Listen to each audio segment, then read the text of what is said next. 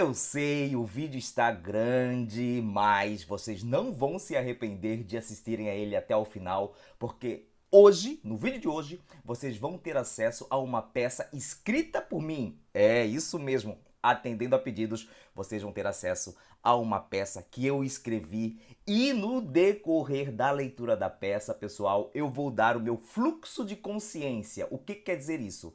Por que eu escrevi de uma forma, por que não de outra? Eu vou tentar então dar as melhores dicas de redação para vocês e vou provar como as dicas que eu dou lá no meu Instagram funcionam de verdade. Vocês verão como a peça está bem escrita, como está gostosa de ler, como está agradável. Claro, né, gente? Feita por mim. Brincadeirinha. Fiquem até o final que o vídeo de hoje está genial, pessoal.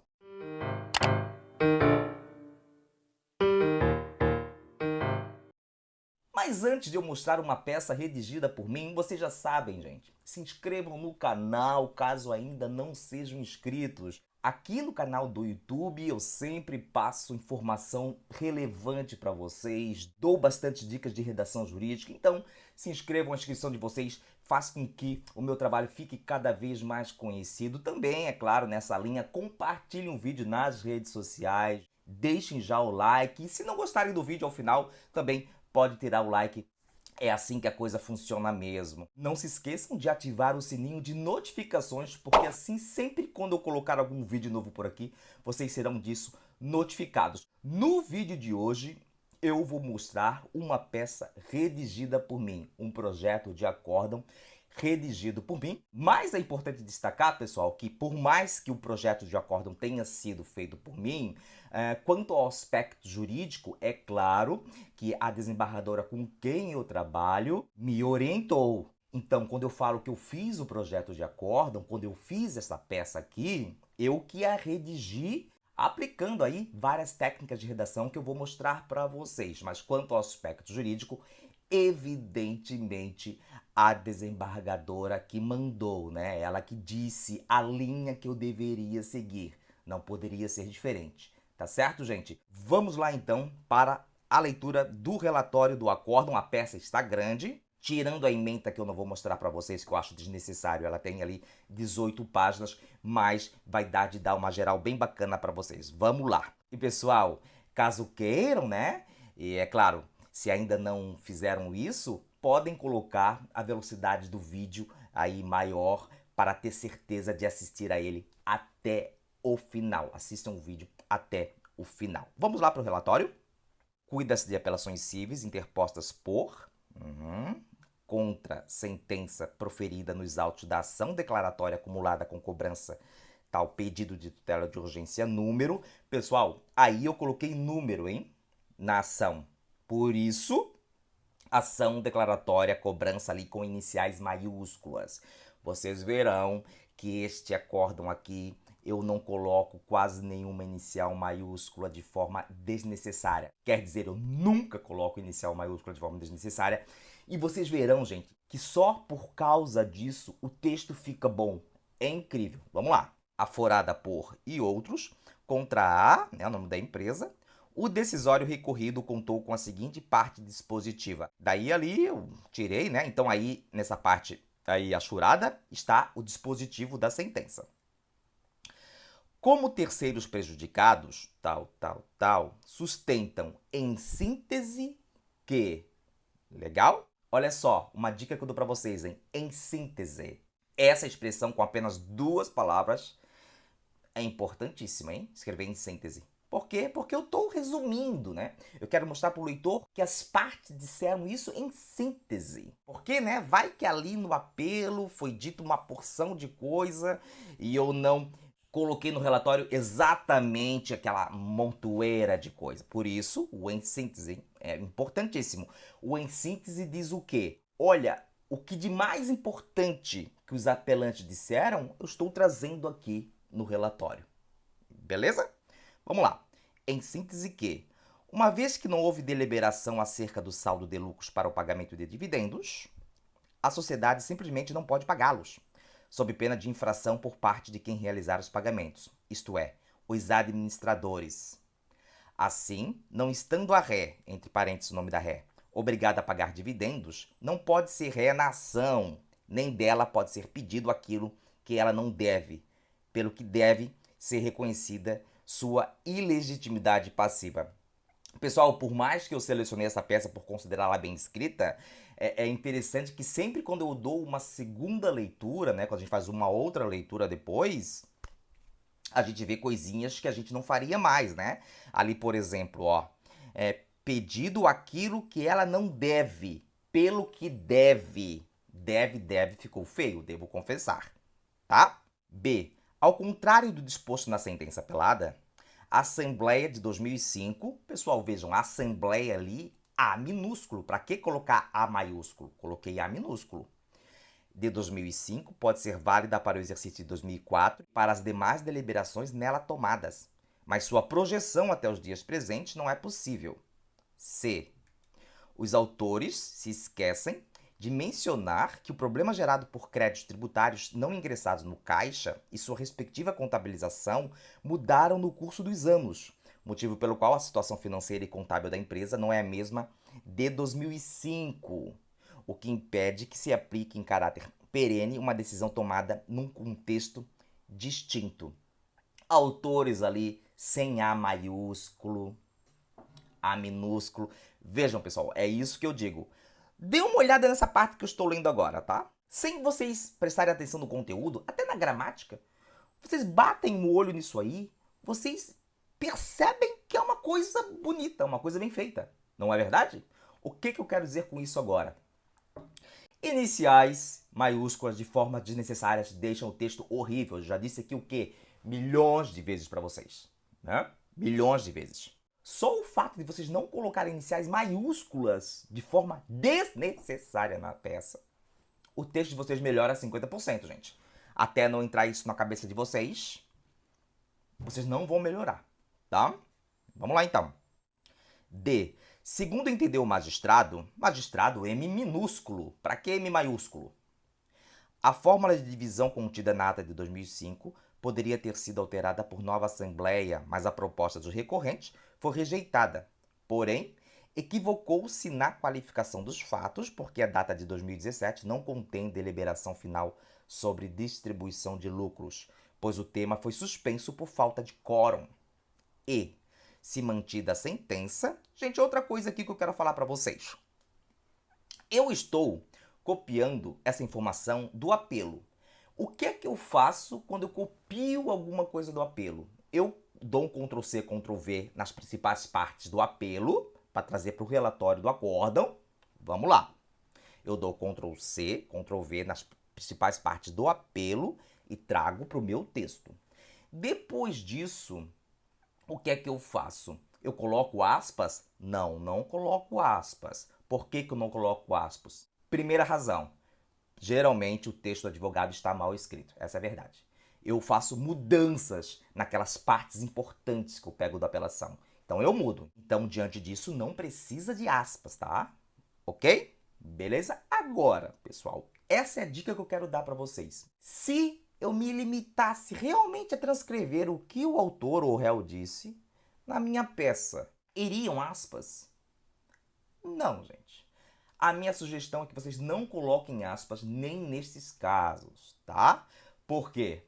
Porque o texto fica poluído. Ah, professor, mas daí eu não vou estar dizendo para o leitor que aquilo ali foi transcrito ipsis literis. Não faz mal, gente. O texto que consta de razões recursais de contestação de petição inicial não é protegido por direitos autorais, tá? Não é protegido por direitos autorais, então vocês podem copiar ali e não vai fazer mal nenhum. Mal seria se vocês transcrevessem o texto, colocassem aspas e mudassem alguma coisa ali no meio. Beleza? Então, não faz mal nenhum, não. É claro, né? É evidente que se vocês, na peça, de uma contestação de vocês, vocês transcreverem 5 parágrafos ipsis literis do que consta na petição inicial, pô, daí é de muito bom tom vocês recuarem até o texto transcrito ou colocarem aspas, né, para dizer que vocês estão transcrevendo ipsis literis. Agora, simples trechos, quando vocês transcrevem simples trechos, não há necessidade nenhuma de colocar aspas nesse caso aqui, tá bom? E, se mantida a sentença, a empresa ali terá de descumprir seu convênio com o Estado do Paraná, pagando indenizações, multas e, pior, não gerará empregos na região, não movimentará a cadeia de produção de leite, que gera empregos indiretos, não gerará tributos, nem fará crescer a economia, privilegiando o bolso dos sócios em prejuízos de compromissos sociais, legais e jurídicos. F. Os autores almejam receber dividendos a partir de créditos tributários que a sociedade ainda não conseguiu transformar em caixa. G. A ré não deve ser condenada ao pagamento de juros e correção monetária a partir de 20 de maio de 2017. H. Os ônus de sucumbência devem ser revistos, pois os honorários deveriam incidir somente sobre a parte controversa, vírgula, hein? Já falei isso lá no Instagram. Vocês verão nesse vídeo que muitas das dicas que eu dou lá no Insta, eu coloco na prática, óbvio, né? Ó, a parte em controvérsia, vírgula, e não, ou seja, vírgula antes da expressão e não, hein? E não sobre o montante da condenação. Página, ó, outra dica que eu dei recentemente lá. Se eu não me engano, no último post. Páginas, como é que é a abreviatura? P, só P.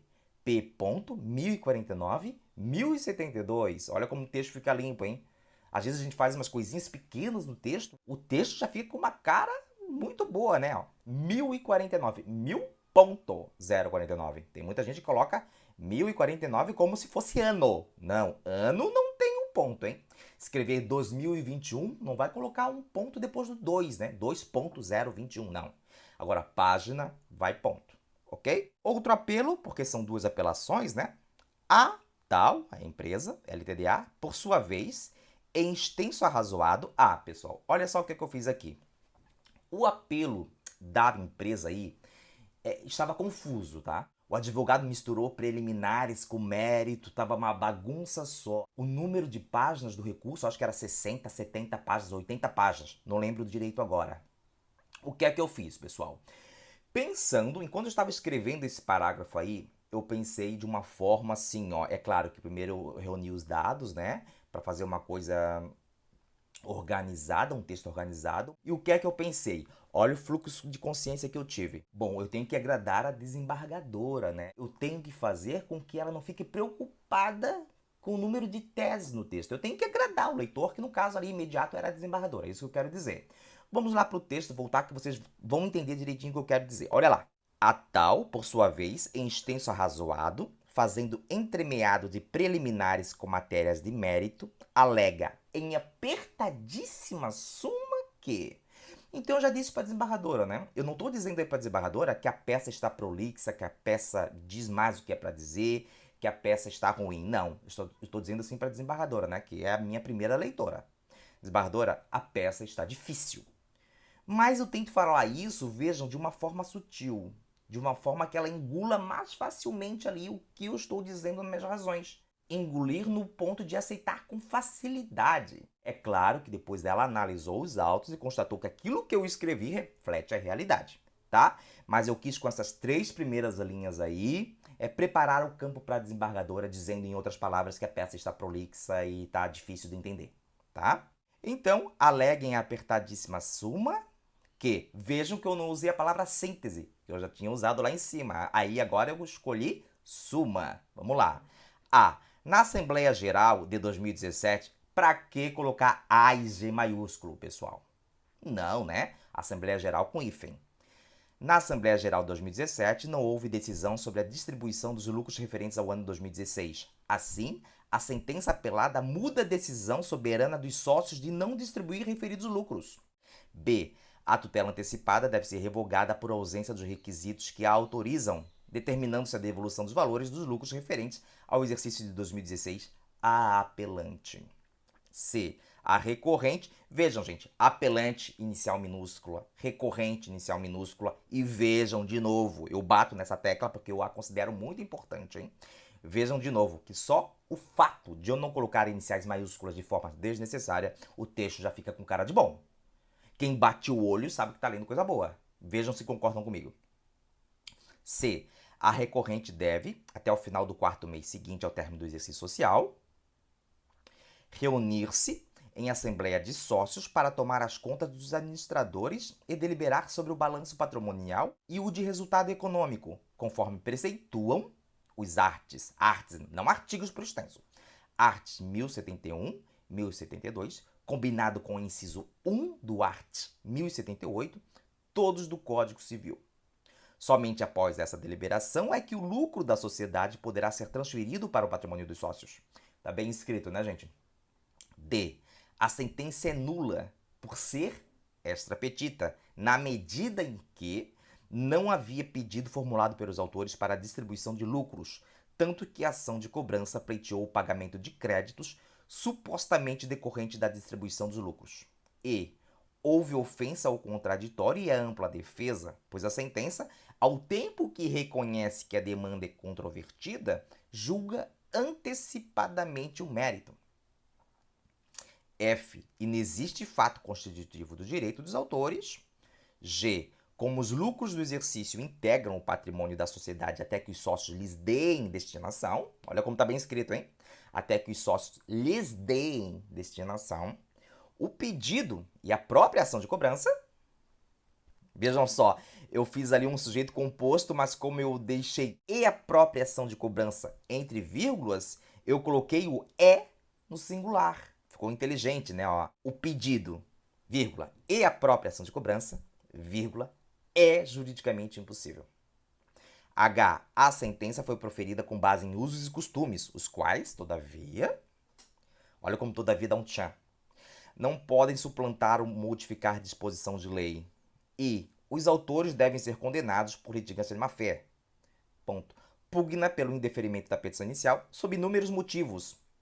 Olha só, gente, quando eu falo aí pugna pelo indeferimento da petição inicial sob inúmeros motivos, é porque a peça é gigantesca e ele fala ali que a petição inicial deve ser indeferida por... Assim, ó, escreve 15 páginas escrevendo os motivos, tá? Então, por isso que eu coloquei, por inúmeros motivos. Pelo reconhecimento da prescrição autoral e pelo prequestionamento de dispositivos legais. Fechou? Ó. E pugna pelo prequestionamento. Estaria errado escrever e prequestiona, porque quem prequestiona é o tribunal. Vocês, como advogados, pugnam pelo prequestionamento. Páginas. Com contrarrazões, nas quais os apelados também pugnam pela majoração dos honorários, os autos vieram-me conclusos. O vídeo já está grande, mas fiquem até o final, pessoal. Vamos lá. Voto. Cuida-se de apelações cíveis, ó, A e C inicial minúscula, interpostas por tal, contra a sentença que julgou procedentes os pedidos, ó, julgou procedentes, não procedente, né? Procedentes os pedidos da inicial, feitos por 49 sócios cotistas desta empresa, para declarar válidas as deliberações constantes na ata tal, realizada em 6 de abril de 2005, ó, 6 de abril, não 0604 de 2005, e condenará a pagar aos autores valores referentes a 22% do lucro operacional geral da sociedade empresária apurado no exercício de 2016, proporcionalmente às cotas sociais de cada autor. Aqui, pessoal, olha só o que eu pensei na hora de fazer o voto. Aqui eu quis começar assim o primeiro parágrafo, dando uma resumida muito boa, né? Resumo para depois, ó, eu vou atacar isso aí.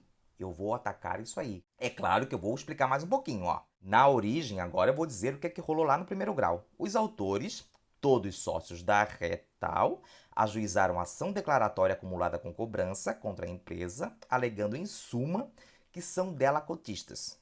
Que, no ano de 2017, exercício 2016, a Ré não efetuou o pagamento de dividendos na proporção definida em decisão assemblear datada de 6 de abril de 2005, 22% sobre o lucro operacional geral, o qual deveria ser realizado em, como ocorreu nos anos anteriores. Pessoal, reparem aí que neste parágrafo eu estou enumerando e estou colocando ponto e vírgula entre as enumerações. Lembra quando eu falei para vocês que quando vocês têm uma enumeração com ponto e vírgula, vocês sempre devem colocar o ponto e vírgula antes da última enumeração, ó, antes dessa enumeração aqui, que começa com e que o não pagamento no exercício de 2016, este ponto e vírgula aqui deve o quê? Existir. tá bom? Porque se fosse vírgula, se eu estivesse separando ali as enumerações por vírgula, a vírgula não iria aqui. Mas como eu estou usando ponto e vírgula vai ali, tá bom? Dê uma olhada aí neste parágrafo, então, de forma geral, né? Vamos lá. Após regular tramitação do processo, foi proferida a sentença, a qual, como dito, já falei lá, né? Julgou procedentes os pedidos dos demandantes. Então, a sentença foi de procedência. Gente, agora ali, olhem só o que é que eu pensei. Antes disso, agora eu estou vendo, ó, eu comecei o parágrafo com após regular tramitação, depois eu vim com apesar de todo emaranhado. Agora, vendo o texto depois, eu não construiria esses parágrafos assim, um começando com após, AP, e o outro com apesar, AP. Trocaria. Mas enfim, é coisa que eu só estou enxergando agora, né? Por isso da importância de ler a peça várias vezes em dias diferentes. Bom, este parágrafo que a gente vai começar a ler agora, o que é que a gente tem, gente? Eu, de novo, quis demonstrar para a desembargadora que, apesar de toda a complexidade do caso, apesar de as razões recursais, de forma até desnecessária, tenham vindo com um número extenso de páginas, apesar de toda a confusão ali feita ali nas razões recursais, eu estou dizendo assim, ó, desembargadora, apesar de tudo isso, o caso é tranquilo. Vejam como eu optei por escrever então. Apesar de todo o emaranhado processual e, principalmente, das longas peças de contestação e apelação apresentadas pela ré, com as mais variadas teses, a questão que cumpre aqui analisar é singela. Aplicação, pessoal, vou dar um tempo aqui agora porque isso realmente é muito importante, tá? Isso é uma técnica muito interessante de escrita que vocês podem aplicar sim na sua contestação, na sua apelação. Isso aí poderia estar muito bem num texto de um apelo, hein? Por exemplo, vocês estão diante de um caso complexo e vocês querem deixar o desembargador mais confortável, o assessor mais confortável na hora que ele for ler ali o recurso, vocês podem trazer essa suavidade para o texto. Vocês podem dizer assim, ó, desembargador, apesar de parecer complexo, não é não. Quem está lendo isso, gente, vai ficar mais confortável na cadeira. É isso que eu estou fazendo aí agora, ó. Então, quando vocês estiverem diante de uma causa complexa, tentem, sim, parecer que ela não é tão complexa assim. Tentem esmiuçar os fatos para o desembargador. Façam-lhe esse favor. Ele vai gostar, tá? Então, foi isso que eu fiz aí, ó. Apesar de todo o emaranhado processual e principalmente das longas peças de contestação e apelação apresentadas pela ré, com as mais variadas teses, a questão que cumpre aqui analisar é singela. Viram? Aplicação para o exercício de 2016 da deliberação feita pela Assembleia Geral da empresa ré no ano de 2005, em que foi decidido por unanimidade que, coloquei entre aspas, nos exercícios seguintes será distribuído o percentual de 22% sobre o lucro operacional geral, ata da Assembleia Geral Ordinária tal. Para os autores, olha só, gente, este parágrafo aqui que eu estou lendo para vocês agora é matador, gente. Aqui que eu estou dizendo, né, sobre o que versa o caso. Estou explicando aqui para a desembargadora, que é a primeira pessoa que vai ler aqui o meu projeto, né? Ó, para os autores, a determinação da Assembleia Geral de 2005 é clara, de forma que deveria ser aplicada igualmente para o exercício de 2016, o que acabou não ocorrendo, ponto e vírgula, para a empresa ré, tal, ora apelante, compete aos sócios se reunirem anualmente para deliberar sobre o balanço patrimonial e o resultado econômico da empresa e, sendo o caso, decidir sobre a distribuição dos lucros. Nesse sentido, segundo alega, uma vez que na Assembleia Geral de 2017 não foi apreciada a sua proposta para que no exercício de 2016 aqueles 22% incidissem não sobre o lucro operacional geral, mas apenas sobre valores que a empresa tem em caixa, eventual lucro obtido nesse ano deve ficar incorporado ao capital da empresa até ulterior deliberação. Na bem fundamentada sentença, o magistrado, entendendo, em resumo, que não existe previsão da maneira pela qual a distribuição dos lucros deve ser realizada na sociedade limitada, que na Assembleia de 2005 os sócios expressamente, daí estou dizendo ali o que o juiz falou na sentença, né? Bonitinho. De novo, gente, vejam esse parágrafo aí. A ausência de iniciais maiúsculas já o torna agradável de ler. Não é verdade? Vamos lá, vou pular. Contra a sentença interpuseram recurso à ré, tal, e, como terceiros prejudicados, tal, sócios da empresa. Pois bem, gente, esse pois bem é maravilhoso. Vejam que eu estou escrevendo.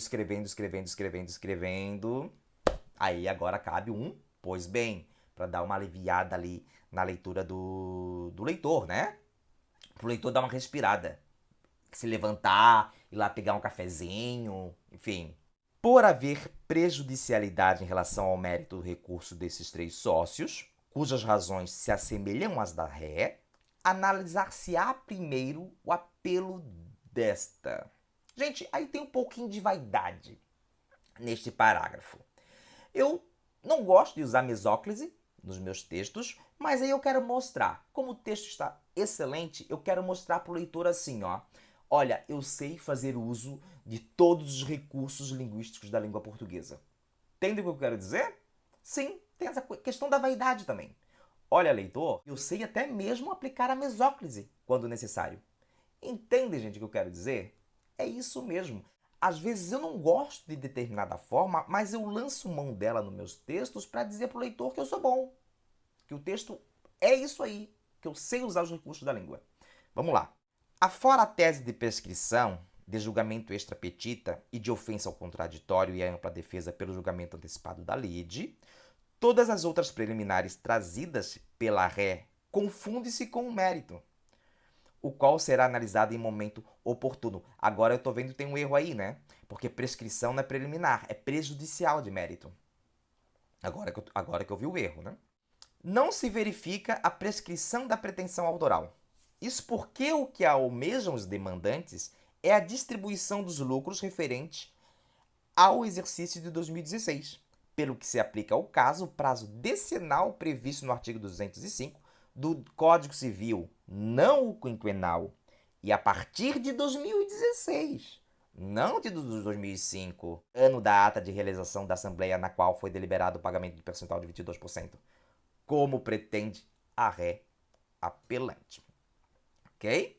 O inciso 1 do tal, vamos pular aqui. A apelante sustenta também que a sentença é nula por ser extra petita, na medida em que os autores não teriam formulado pedido de distribuição. Olha como fui inteligente aí, hein, gente? Reparem aí, ó. De novo, a apelante sustenta também que a sentença é nula por ser extra petita, na medida em que os autores não teriam formulado. Eu não posso escrever não formularam. A apelante certamente, lá nas razões do apelo, escreveu. Os autores não formularam. Mas aqui eu não quero adiantar o meu entendimento, se for o caso, né? Então, se eu escrevo assim, ó, na medida em que os autores não formularam, parece até mesmo que eu que estou dizendo que os autores não formularam. Não, não teriam formulado. Portanto, usar o futuro do pretérito aí é interessantíssimo aí nesses casos. Teriam formulado o pedido de distribuição de lucros, tanto que a ação de cobrança pleiteou o pagamento de créditos, supostamente decorrente da distribuição dos lucros. A tese não prospera e beira a má-fé. Eu adoro escrever isso, gente. Beira a má-fé nos meus textos, tá? Pois a distribuição de lucros perfaz todo litígio subjúdice. É o que lhe dá a existência. Da leitura da inicial. Ó, gente, ó, essa maneira de escrever é muito dos livros de literatura que eu leio, né? Que eu recomendo para vocês, ó. Pois a distribuição de lucros perfaz todo litígio subjúdice, vírgula, é o que lhe dá existência. Notem, tem literatura aí nessa estrutura, hein? Da leitura da inicial, por exemplo, é nítido o pleito dos autores de condenação da ré ao pagamento dos lucros obtidos pela empresa no ano de 2016, como se vê do título dos pedidos. Daí eu vou dizer ali como realmente os autores trouxeram, né, ali os pedidos. Afastada está, portanto, a preliminar.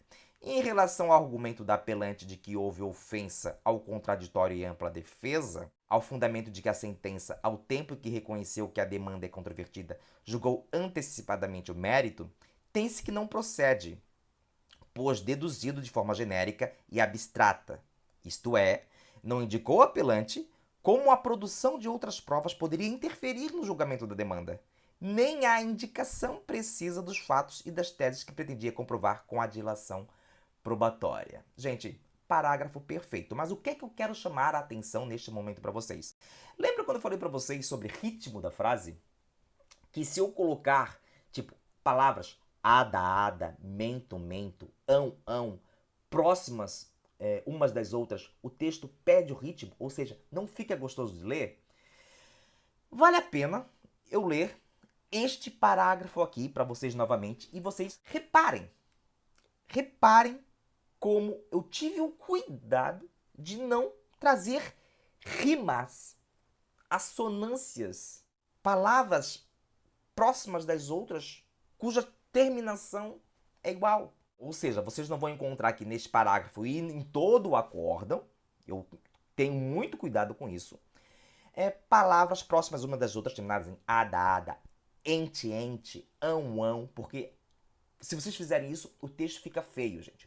Eu parei aqui nesse momento, por mais que o vídeo já esteja extenso, porque eu considero isso extremamente importante, tá? Dar ritmo à frase. Então vamos ler de novo o parágrafo e reparem nisso.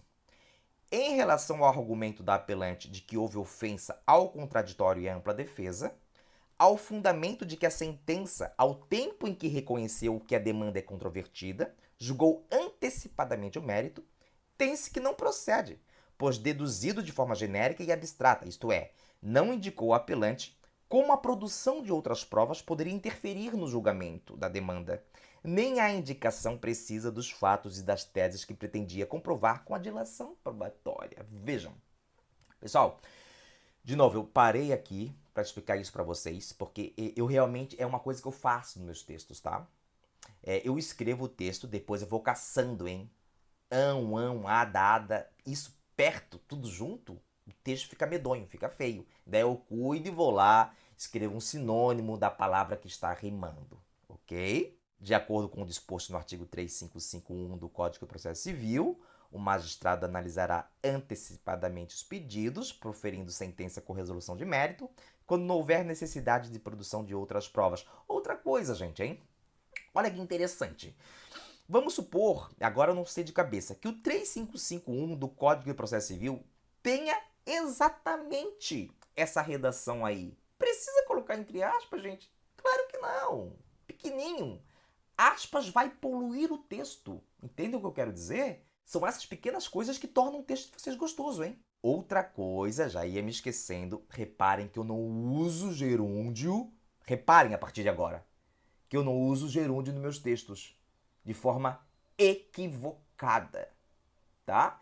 Para quem quer saber como usa gerúndio de forma equivocada ou não, eu já fiz um vídeo, vou colocar o card aqui em cima para vocês. Legal? Vamos lá. Além disso, conforme bem consignado pelo magistrado de origem, o julgamento antecipado é viável no caso, pois, como a questão é eminentemente de direito, possibilidade de distribuição de lucros de sociedade limitada em determinado exercício financeiro, para se chegar à resolução da lide, basta o cotejo das provas já colecionadas aos autos, dispensando-se as meramente prolatórias. Não se acata, assim, a preliminar de nulidade da sentença pelo julgamento antecipado da lide. No mérito recursal, razão socorre, em parte, a apelante. Gente, eu estou usando ali o socorre, hein? Se fosse razão assiste, a apelante ali teria crase, tá? Eu estou usando socorre, então não tem crase não. A controvérsia nos autos gira, repita-se, em torno... Gente, importantíssimo. Engraçado como as pequenas coisas já dão uma cara diferente pro texto, né? Olhem só. Vou ler de novo para vocês. A controvérsia nos autos gira, repita-se, em torno de aplicar ou não, para o exercício de 2016, Eu fiz uma coisa aí muito interessante, pessoal. Eu estou dando informação repetida para o leitor. Quando eu simplesmente dou uma informação repetida para o leitor, sem dizer para ele que eu sei que eu estou repetindo, o leitor pensa que está sendo feito de idiota, de burro. É isso mesmo. Portanto, aquela expressão que eu coloquei ali, pessoal, aquela expressão pequenininha ali, ó, repita-se, esse verbo aí, já dá uma cara diferente pro texto. Vamos de novo nele. A controvérsia nos autos gira, repita-se, em torno de aplicar ou não para o exercício de 2016. Poxa, eu já falei isso no relatório, no início do voto, e agora estou repetindo. Então mostra para o leitor que tu sabes que tu estás repetindo e que o leitor já tem essa informação, tá? Por isso que eu trouxe ali o repita-se, hein, gente? Usem na peça de vocês também, esse repita-se. Quando vocês estão sentindo que vocês estão sendo repetitivos. Podem ser repetitivos, mas mostrem para o leitor que vocês sabem que estão sendo repetitivos para que ele não pense que vocês estão fazendo ele de tolo, de bobão, tá? Daí eu digo ali, vamos direto para o próximo parágrafo. Primeiramente, é importante consignar que o tipo societário precisa primeiramente vírgula? Não necessariamente. Faz falta uma vírgula ali depois do primeiramente? Ó, imaginem uma vírgula ali depois do primeiramente. Agora tirem a vírgula. Faz falta? Primeiramente, é importante consignar que o tipo societário da apelante, sociedade limitada, tem disciplina nos artigos 1052 a 1087 do Código Civil e que da leitura desses artigos verifica-se que o legislador é omisso quanto à forma, periodicidade, destinação e percentuais de distribuição dos lucros da sociedade. E aqui é de extrema importância trazer a disposição do artigo 1053 do Estatuto Civil. Como nos artigos referentes à sociedade simples, art. 997 a 1038, também não existe menção à forma como os lucros devem ser distribuídos, o próximo passo é perquirir se no contrato social da empresa apelante há previsão de aplicação. Ó, previsão de aplicação. Já rimou, já não estou gostando agora, né? Supletiva da Lei das Sociedades Anônimas, lei número. Se o contrato não dispor sobre a forma da distribuição de lucros ao cotista... faltou um S ali, hein, gente? Depois do AU, hein? Agora que eu vi. Mas havendo nele expressa menção à aplicação supletiva da Lei das SA, a distribuição anual dos lucros é, nos termos do seu artigo 202, obrigatória.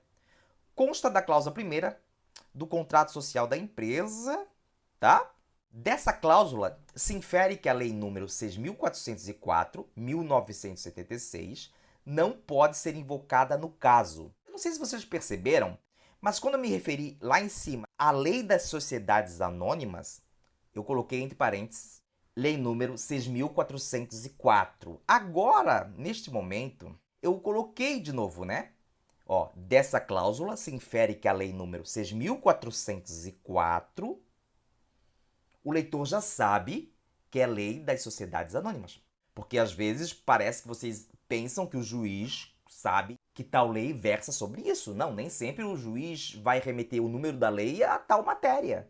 Mas agora, já fui inteligente, já coloquei que a 6.404 é a Lei das Sociedades Anônimas.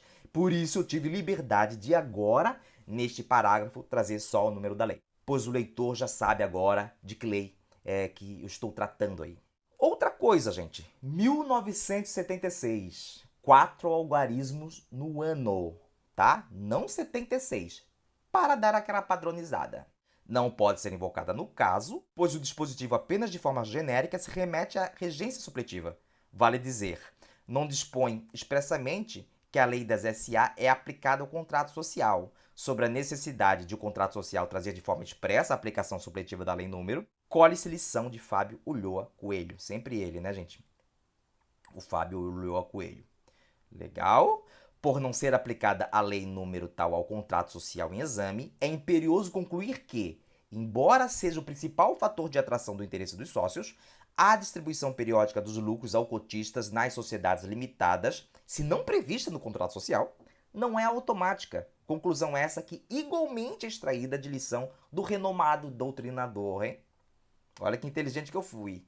Lição do renomado doutrinador, que é quem? Fábio Ulloa Coelho. Não precisa dizer de novo, repetir, né? Não precisa, não. Ficaria feio repetir da lição de Fábio Ulloa Coelho. Tem que ter cuidado, né? Na hora de redigir. A distribuição automática aos cotistas não é possível se não aplicada a regência supletiva das SA. Até porque a sociedade pode... Ó, não precisa de vírgula antes de até porque. Tirem os parênteses. Daí vocês vão notar que não há necessidade da vírgula. Ó. A distribuição automática aos cotistas não é possível, até porque a sociedade pode, por exemplo, investir em equipamentos, pessoal e em tecnologia o lucro obtido em determinado exercício. E assim a repartição entre os sócios pode ficar prejudicada. Sem contar que, não havendo lucro no período, por óbvio, também não haverá distribuição. Legal, né, gente? Certo é que, como visto, olha como visto, hein? Estou dizendo, leitor, estou repetindo a informação, por isso que eu usei como visto. Certo é que, como visto, na sociedade limitada, a política de distribuição dos lucros deve estar de acordo com a vontade dos sócios, preferencialmente por meio de cláusula do contrato social. A margem de lucro a ser recebida por cada sócio, assim como a regularidade da distribuição, dependerá do que for nela estabelecido. Ocorre que o contrato social em exame também é absolutamente omisso sobre a forma de distribuição dos lucros aos cotistas. Nele há, todavia, a seguinte disposição. Daí eu coloco ali. Conforme se verifica desses dispositivos contratuais, compete aos sócios, em Assembleia Geral Ordinária, daí eu digo ali, né?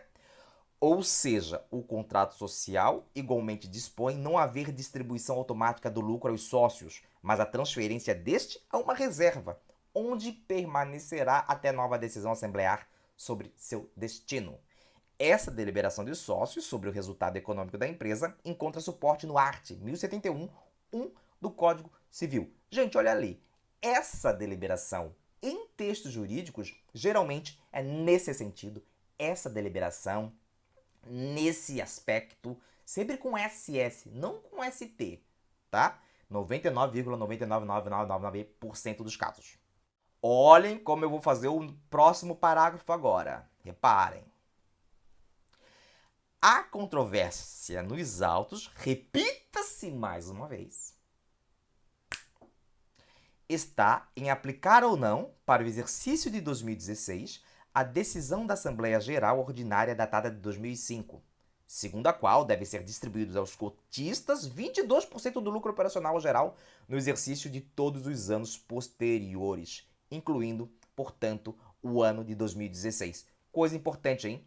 Os mais atentos aí podem estar pensando, ué, professor, operacional geral rimou, aí não tinha como fazer diferente, gente. Como eu não consigo, também vocês... Pera! Quando eu não consigo fazer a substituição ali da rima, por exemplo ali, operacional geral, daí eu deixo assim mesmo, tá certo? Porque, enfim, o nome do lucro é esse mesmo, sabem? Lucro operacional geral. Daí eu tenho que deixar assim. Transcreve-se, no que para que interessa, trecho da ata da Assembleia Geral Ordinária número. Aí agora eu coloquei o número, gente.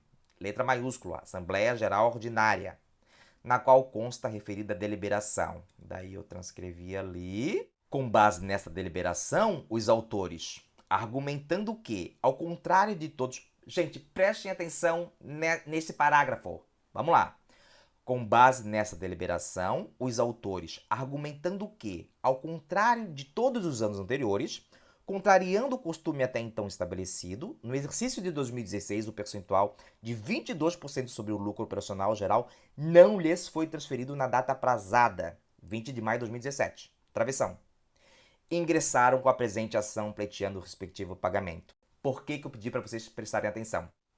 Pelo correto uso dos travessões. Primeiro, não usem travessões nas peças. Usem só nesse caso aí, ó, para dar clareza ao texto, para trazer clareza ao texto. Vamos voltar a ele, olha lá. Com base nessa deliberação, os autores, travessão, pega lá o segundo travessão. Os autores ingressaram com a presente ação. Deu clareza. Usa o travessão. Agora, ficar usando travessão à torta e à direita pelo texto não tá com nada, hein?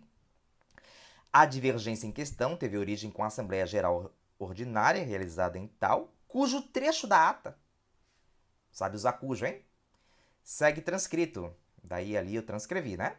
Beleza.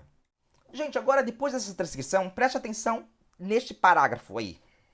Em suma, percebe-se da leitura dessa ata que existe aguda divergência. Vamos lá. Olhem a forma do parágrafo. Olhem o tamanho do parágrafo. Olharam? Bom, gente, E aquela história, professor? Professor, eu tô vendo que o senhor aí tá fazendo um monte de parágrafos longos. E aquela história de parágrafos pequenos, 3, 4 linhas. Gente, calma lá. Se vocês repararem bem, aí os parágrafos não têm como ser mais curtos. Não tem. Aquela regrinha de fazer parágrafos curtos é quando é possível fazer. Aqui não. Aqui, se vocês prestarem bem atenção, são informações que eu tenho que trazer juntas. Por isso que não dá de separar as informações em parágrafos fragmentados, tá? Não sendo deliberada a distribuição de lucros na Assembleia Geral Ordinária, realizada em 2017, e não sendo aplicada às sociedades limitadas à distribuição automática de lucros, como ocorre nas sociedades anônimas, outro entendimento não se pode ter se não julgar improcedente o pedido de pagamento de valores aos autores cotistas feito na inicial, hein? Feito, hein? Pedido feito na inicial. Bacana, hein? Pode-se, sem dúvida, afirmar que a não distribuição automática dos lucros aos cotistas é de ciência até mesmo da empresa apelante, tanto que vem sendo objeto de deliberação desde ao menos o ano de 2009, conforme se observa a página, olha ali a crase, né? A página 709, depois 714, 720, vamos lá. É curioso observar nesse passo, olha lá, nesse passo, que a semelhança do que proposto pelo grupo tal na Assembleia Geral de 2017, e que constitui motivo de controvérsia nestes autos, agora é nestes agora aqui. Na Assembleia realizada em 2009, foi deliberada e aprovada a proposta de redução dos lucros distribuídos aos cotistas. Cálculo este que foi realizado sem sequer a aplicação do percentual de 22% do lucro operacional geral. Se não vejamos, olha lá o se não vejamos, né? Daí eu transcrevo lá. Veja-se que, se fosse seguir o deliberado na Assembleia de 2005, o valor distribuído aos cotistas deveria ser de tal, 22% do lucro operacional geral. Porém, o valor distribuído, olha lá, precisa vírgula depois de porém? Não precisa. Porém, o valor distribuído foi menor de obtido do resultado da subtração do lucro contábil por valores destinados às reservas previstas na cláusula tal, 35ª, né, gente? Do contrato social. Por valores destinados, vai, né? Portanto, esses aspectos só vêm a corroborar o entendimento disposto neste voto, segundo o qual o que foi decidido na Assembleia Geral realizada no ano 2005 não vincula tal. Gente, estão reparando, pessoal? Texto bem escrito. Olha lá, portanto, no início do parágrafo, chamando o leitor, né? Leitor, é isso, isso, isso. Portanto, eu estou guiando o leitor. Eu estou fazendo com que ele concorde com o que eu estou dizendo, né? Esses elementos de coesão são importantíssimos, gente. Olha só esse próximo parágrafo. Vejam como estou começando ele. Ainda sobre a Assembleia de 2009, cujo excerto da ata foi acima transcrito, é importante destacar que... Gostoso, né? Gostoso. Vamos lá? Portanto, considerando-se que o contrato social em tela não optou expressamente pela aplicação supletiva da Lei das Sociedades Anônimas, a qual prevê a distribuição automática dos lucros aos acionistas, eu estou trazendo considerando, né? Considerando-se que compete à Assembleia Geral, tal, e que na Assembleia realizada no ano 2017 não se decidiu sobre a distribuição dos lucros aos cotistas referente... Gente, agora eu tô reparando que às vezes cotistas aparecem com QU e às vezes aparece com CO. Pelo que eu me lembro, eu tive esse cuidado. No meu texto eu escrevi com CO, mas quando estava transcrição eu escrevi com QU, como apareceu na transcrição mesmo. Agora, eu não lembro, mas se eu escrevi ora com CO, ora com QU, a palavra cotista, tem erro aí. Isso aí não é legal não, tá? A empresa apelante requereu também a condenação da parte autora ao pagamento de multa por litigância de má-fé, pleito igualmente feito em primeiro grau. Pleito feito, não gostei, mas enfim, tô lendo agora, né, gente? Primeiro grau e rejeitado na sentença. Pois bem, posso usar pois bem 2 vezes na mesma peça, professor? Boa pergunta, hein? Posso, professor, usar o pois bem 2 vezes na mesma peça? Pode, desde que eles estejam bem afastados, como é o caso aqui. Aquele pois bem eu usei lá na terceira página, agora já está na página 20. Daí pode, tá? Pois bem, para a caracterização da lei de crença de má-fé, é necessária a existência de elementos que comprovem o dolo do agente de causar prejuízo à parte contrária. No caso, não há elementos nos autos que comprovem a existência, vamos passar, eu cito ali um precedente, conforme mencionado, não há prova de dolo da parte autora, a qual durante toda a tramitação processual apenas se valeu do direito. De novo, hein, gente? Eu tô ficando triste, ó. A qual durante toda a tramitação processual seria muito fácil fazer assim, né? Que durante toda a tramitação processual, daí não teria aquela rima, né? Ai, ai. Quanto ao postulado pré-questionamento, tem-se que, daí eu já estou indo pro dispositivo à vista do exposto, conhece-se do recurso, rejeitam-se as preliminares e, no mérito, bonitinho, hein? Dá-se parcial provimento ao apelo a fim de reformar a sentença para afastar. Gente, olha lá, interessante isso. A fim de reformar a sentença para afastar. O que tem de mais nisso, professor? Sim, porque eu me lembro muito bem, quando eu estava escrevendo isso aí, eu escrevi assim, ó, ao apelo para reformar a sentença, para afastar. Não, daí eu troquei um para por um a fim separado, obviamente, né? A fim de reformar a sentença para afastar a condenação da empresa ao pagamento dos valores referentes a 22%. Quanto à decisão de páginas, né? A qual determinou que a empresa procedesse à destinação dos lucros referentes ao exercício. Legal. Persiste válida a ata da Assembleia Geral Ordinária realizada sem, contudo, efeitos vinculantes para futuras deliberações. Invertem-se, inverte-se, né? Invertem-se os ônus de sucumbência e, nos termos do artigo 85, caput, parágrafo 2º do CPC, condena-se a parte autora operada ao pagamento das custas processuais e dos honorários. Com o resultado deste julgamento, agora, julgamento, fica prejudicada a análise da apelação interposta por tal. Prejudicado também está o pedido de tutela de urgência em caráter incidental formulado pela autora. Ok, agora disposição ali sobre honorários recursais. Gostaram da peça, gente? Peça bem escrita, né? Sério, gente. Quando vocês aplicam, pouquíssimas coisas, pessoal. Olha só, vou falar uma coisa pra vocês agora. Não usem iniciais nas peças de vocês. Não usem gerúndio. Tá? Estudem bem o caso antes.